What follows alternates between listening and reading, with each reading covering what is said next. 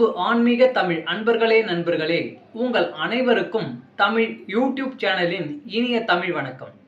தாய்மொழியால் இணைவோம், தாய்மொழியை வளர்ப்போம். வாழ்க தமிழ், வளர்க தமிழ். நமது சேனல் ஆன்மீக பதிவில் 12ஆம் நூற்றாண்டில் சேக்கிழார் அருளிய 12ஆம் திருமுறை சைவ காப்பியமுமான பெரிய புராணம் என்ற திருத்தொண்டர் புராணம் என்னும் நூலில் உள்ள அனைத்து பாடல்களையும் பரம்பொருளான சிவபெருமானின் அருளாசியுடன் ஒவ்வொரு பாடலையும் தெளிவான மற்றும் இயல்பான விளக்கத்துடன் அளித்து வருகிறோம். நாங்கள் அளித்து வரும் இந்த பெரிய புராணம் என்ற திருத்தொண்டர் புராணம் பதிவினை கேட்டு அதன் இனிமை உணர்ந்து அகிலம் காக்கும் இறைவனின் அருளாசியை பெற்று இறைப்பயன் அடையுமாறும், மேலும் இந்த பதிவிற்கு லைக் மற்றும் ஷேர் செய்தும், அது மட்டும் அல்லாமல் இதுவரை இந்த சேனலுக்கு நீங்கள் சப்ஸ்கிரைப் செய்யவில்லை என்றால் சப்ஸ்கிரைப் செய்து பெல் பட்டனையும் அழுத்தி ஆதரவு அளிக்கவும் அன்புடன் கேட்டுக்கொண்டு இப்பதிவினை தொடர்கிறேன். வாருங்கள், ஆன்மீக பதிவில் சேக்கிழாரின் 12ஆம் திருமுறையான பெரிய புராணம் என்ற திருத்தொண்டர் புராணம் பாடல்களை தெளிவான விளக்கமுடன் அறிவோம், அறிந்து தெளிவோம், தெளிந்து இறைப்பயன் அடைவோம். பெரிய புராணம் அல்லது திருத்தொண்டர் புராணம் என்பது சேக்கிழார் அவர்களால் பெருங்காப்பிய இலக்கணங்கள் பலவும் கொண்டதாக இயற்றப்பட்ட சைவ காப்பியம் ஆகும். சுந்தரமூர்த்தி சுவாமிகளின் திருத்தொண்டர் தொகை என்னும் நூலை முதல் நூலாக கொண்டும், சுந்தரமூர்த்தி சுவாமிகளை காப்பிய தலைவராக கொண்டும், அவர் போற்றிய சைவ அடியார்களின் வாழ்க்கை வரலாற்றினையும் இந்நூலில் சேக்கிழார் விவரிக்கிறார். திருத்தொண்டர் தொகை நம்பியாண்டார் நம்பி எழுதிய திருத்தொண்டர் திருவந்தாதி ஆகியவற்றை மூல நூல்களாக கொண்டும், 2ஆம் குலோத்துங்க சோழனிடம் அமைச்சராக இருந்த சேக்கிழார் பல ஊர்களுக்கு சென்றும் திரட்டிய தகவல்களை கொண்டும் பெரிய புராணம் எழுதப்பெற்றுள்ளது.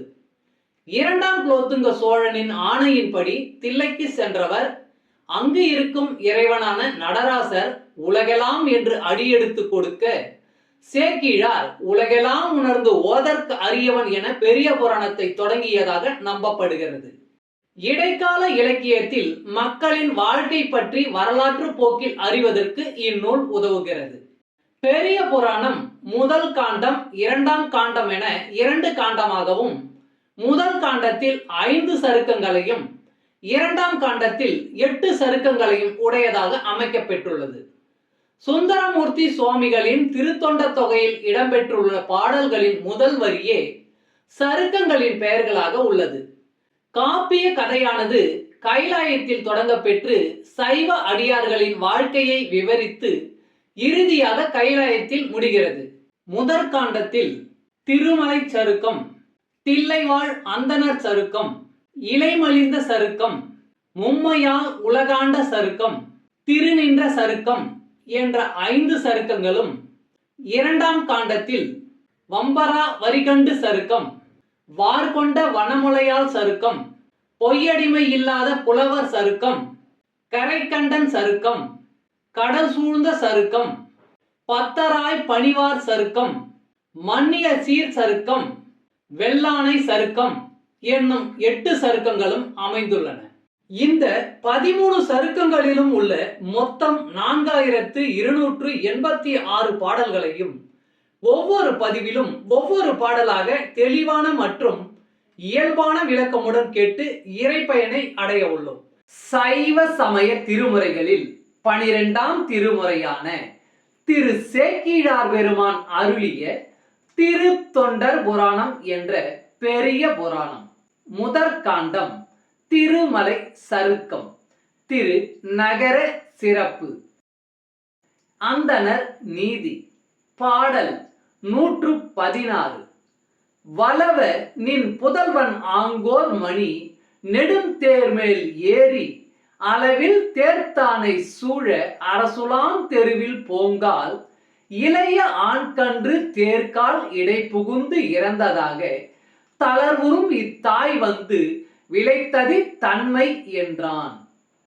வளவ நின் புதல்வன் ஆங்கோர் மணி நெடுந்தேர்மேல் ஏறி அளவில் தேர்த்தானை சூழ அரசுலாம் தெருவில் போங்கால் இளைய ஆண்கன்று தேர்கால் இடை புகுந்து இறந்ததாக தளர்வுறும் இத்தாய் வந்து விளைத்ததி தன்மை என்றான். அமைச்சன் மன்னன் மனுவிடம், வளவ உன் மகன் தேரில் சென்றபோது இப்பசுவின் இளைய கன்று தேர்காலில் சிக்கி மாண்டதை இப்பசு தெரிவிக்கிறது என்று கூறினான். ஓம் நம சிவாய். திருச்சிற்றம்பலம். அன்பு ஆன்மீக தமிழ் அன்பர்களே, நண்பர்களே, இவ்வீடியோ பதிவினை கேட்டு இன்புற்று ஆதரவு அளித்த அனைத்து தமிழ் உள்ளங்களுக்கும் எங்கள் உள்ளம் கனிந்த நன்றி. மேலும் இப்பதிவு உங்களுக்கு பிடித்திருந்தால் லைக் மற்றும் ஷேர் செய்தும், இதுவரை இந்த சேனலுக்கு நீங்கள் சப்ஸ்கிரைப் செய்யவில்லை என்றால் சப்ஸ்கிரைப் செய்து பெல் பட்டனையும் அழுத்தி ஆதரவு அளிக்கவும் அன்புடன் கேட்டுக்கொள்கிறோம். மிக்க நன்றி. அடுத்த பதிவில் உங்களை விரைவில் சந்திக்கும் வரை உங்களிடமிருந்து விடை பெறுவது தமிழ் யூடியூப் சேனல்.